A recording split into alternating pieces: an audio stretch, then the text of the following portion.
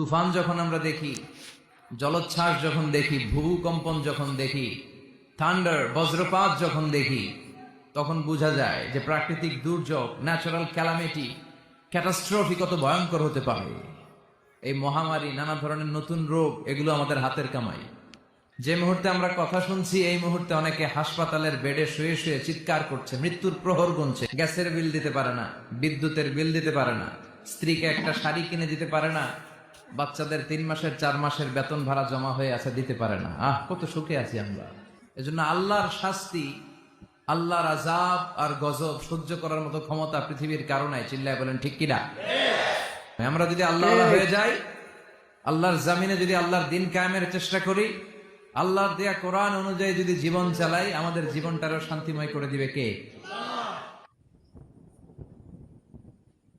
সব সময় প্রশংসা করব কার?